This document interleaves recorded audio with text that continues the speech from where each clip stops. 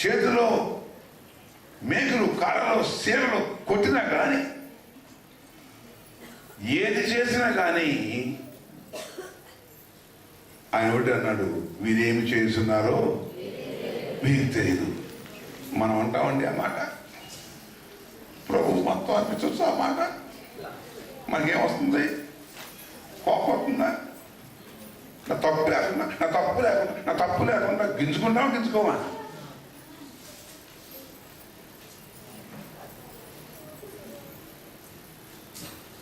నా జీవితం చిందరవందర కుక్కలది ప్రేమిస్తాకుగా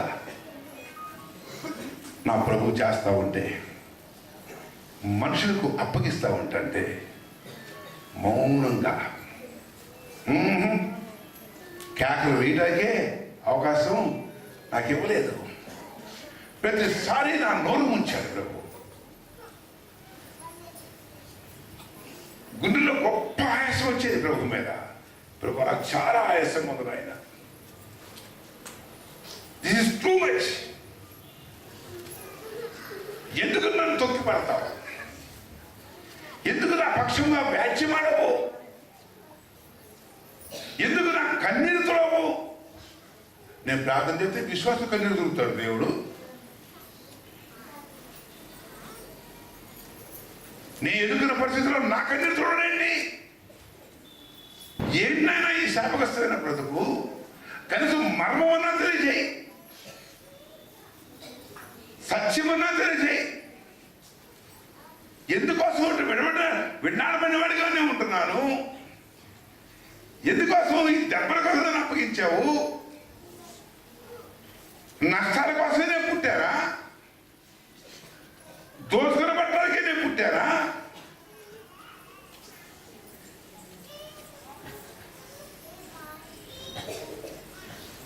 గొప్ప ఫ్రస్ట్రేషన్ హృదయంలో.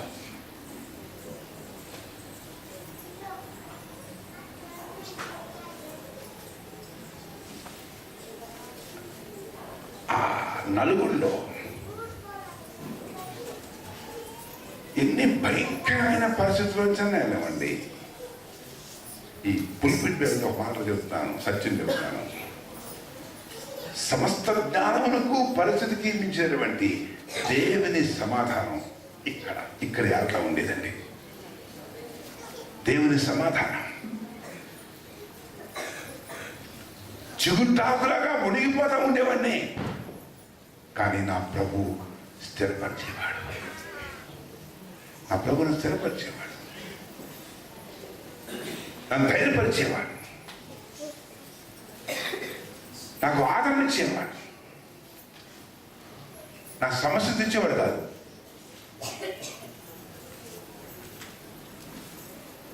నా శత్రువు పనిపట్టేవాడు కాదు.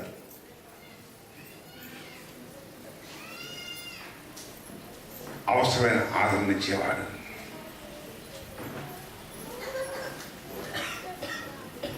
అన్నలు, తమ్ములు, పుత్రులు, మిత్రులు, తల్లి తండ్రులు, మరి ఎవరైనా, అన్నలు, తమ్ములు, పుత్రులు, మిత్రులు, తల్లి తండ్రులు, మరి ఎవరైనా, ఉన్నా పోయిన మరి ఏమైనా, మారని మరువని ప్రేమ నాకుండగా. స్తోత్రం చెప్పండి. లోకంలో ప్రేమించేవారు, ఆదరించేవారంతా ఒకవేళ మౌనవ్రతం పాటించిన దేవుని బిడ్డ, మన రక్షకుడైన సర్వశక్తుడైన దేవుడు చక్కటి కాంపెన్సేషన్. అంత కోల్పోయినా, అంత మోగపోయినా, దానికంటే మిక్కిలి ప్రేమతో ఆయన ఆదరిస్తూ ఉంటాడు. స్తోత్రాలు చెప్పండి. 2 పెద్ద సమస్యలతో నేను బాధపడుతున్నాను. అంటే పాస్టర్ ఏ సమస్యలు ఆ సంవత్సరం మర్చిపోతూ ఉంటాను. ఒక శుభవార్త, కొత్త సంవత్సరం వచ్చిందనుకోండి, ఆ సంవత్సరం సమస్యలకే కూర్చోబెట్టుకుంటాను. ఆ సంవత్సరం అంతా లబల కొట్టుకుంటా ఉంటా. ఆ సంవత్సరం పోయిన సంవత్సరం గుర్తే ఉండవు. అది ఏదైనా కానీ అందుకనే ఆరోగ్యంగా బతకగలుగుతున్నా. మనం చెకప్ చేయించా, సూపర్ రిపోర్ట్ వచ్చింది. ఎందుకు వచ్చింది తెలుసా? వెనకున్న వాటిని మర్చిపోవటం. వెనక చూస్తే మొత్తం అంతా పోట్లే పోట్లు. నో ప్రాబ్లం, నాకు భవిష్యత్తు ఉంది నా ప్రభుతో. చాలా ఒక ప్రజెంట్ పెద్ద సమస్యలో ఉన్నాను, 2 సమస్యలతో ఉన్నాను. 2 ఒకే రకంగా ఒక పర్వతాల్లాగా ఉన్నాయి, కొండల్లాగా ఉన్నాయి. నా పరిస్థితిని తారుమారు చేసే సమస్యలుగా ఉన్నాయి. వాటి గురించి బాధపడటానికి, వేదన పడటానికి టైం సరిపోవట్లా. అందుకని ఈ చాలా వరకు నా జీవితంలో ఏడవడానికి టైం లేక ఏడవకుండా ఉంటా. టైం ఉండదు ఏడవాలంటే. అట్లాగే గుండెలో పెట్టుకుని ఆ భారాన్ని వెళ్తా ఉన్నాను.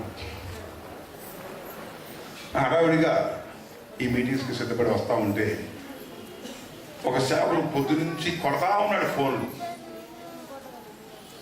ఏ మందిని కట్టుకున్నాడో, ఏ సహాయం పడతాడో, ఏం చెబుతామంటే అని చెప్పి ఫోన్ వేసుకుని కూర్చున్నాను.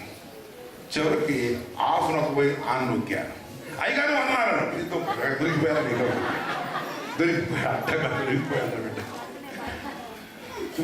చెప్పు బ్రదరు, నాయక్ బ్రదర్, ఏంటి పరిస్థితి? అయ్యగారు, రాత్రి ఒక దివ్యమైన దర్శనాన్ని చూశాను అయ్యగారు. చెప్పరా బాబు, ఏంటి? అటువంటి నాకైతే రావులే, ఎవరి గురించి వచ్చిందో ఏంటో చెప్పు. అయ్యగారు, 2 పెద్ద కొండలు అయ్యారు. చాలా నిస్సహాయంగా బేలగా కూర్చున్నావు, నువ్వు దాని ఎదురుగుండా కూర్చున్నావు. ప్రభు అంటున్నాడు, ఆ 2 కొండలు తొలగిపోయిన తర్వాత ఒక అమూల్యమైన సంపద మీరు సంపాదించుకోబోతున్నారు అయ్యారు. ప్రభు చెబుతున్నాడు, అవి తొలగిపోయే సమయం వచ్చిందంట. కాదురా, ఆ కొండలోంచి గోడంత నిధులున్నాయి నాకు. ఆడి గురించి చెప్పట్లేదు గారు, కొండల కింద అవి పోయినాక, అంటే ఈ 2 డబ్బులు పోయినాక ఇదొక నష్టము, అదొక నష్టము. ఏమో నాకు తెలియదు అయ్యారు. ఆ 2 కొండలు తొలగించబడబోతున్నాయి. ఆ కింద నువ్వు తవ్వటం మొదలెడతావు, అమూల్యమైన సంపత్తో దేవుడిని ఆశ్రయించబోతున్నాయి గారు అన్నాడు. తప్పుడు నా సమస్యలు ఈ లంబాడి పాస్టర్కి ఎలా తెలిసిందిరా?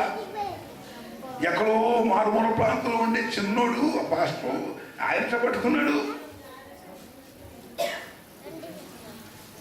వాగ్దానాలు మనల్ని బ్రతికిస్తాయి. మనం దేని వల్ల జీవిస్తాం? దేవుని నోట నుంచి వచ్చే ప్రతి మాట వల్ల మనం జీవిస్తాం. ఎన్ని గాయాలు, ఎన్ని నష్టాలన్నా కానీ మనం స్థిరపరిచేది దేవుని యొక్క మాట. యేసు ప్రభువు వారు ధనవంతుడై ఆయన మన నిమిత్తమై దరిద్రుడిగా అయ్యాడు. ఆయన అన్నాడు, ఈ భూమి జీవించిన కాలంలో నక్కలకు బొరీలున్నాయి, ఆకాశ పక్షులకి గూళ్ళున్నాయి, మనుష్య కుమారుడు తలదాచుకోవటానికి నివాస స్థలం లేదు. దేవుని చిత్తము నెరవేర్చడానికి వచ్చినటువంటి ప్రభు ఈ లోకంలో ఏ స్థితిని కూడా కోరుకోలేదు. ఏ స్థితిని కూడా ఆయన కలిగి ఉండడానికి తండ్రిని తన కొరకు వేడుకోలేదు. క్రీస్తు సాక్ష్యము మన యందు రావాలంటే, క్రీస్తు సాక్ష్యము మన యందు రావాలంటే పరిశుద్ధాత్మకు మనం అవకాశం ఇద్దాం. మన కొరకు వేడుకుంటాం మాని మన రక్షకుడైన క్రీస్తు యొక్క సాక్ష్యము మన యందు పొందుపరచబడేదాకా మన జీవితంలో ఎదుర్కొనే ప్రతి సమస్యలో కూడా, ప్రతి నష్టము, ప్రతి గాయము, ప్రతి నింద, ప్రతి మోసము, ప్రతి అవమానం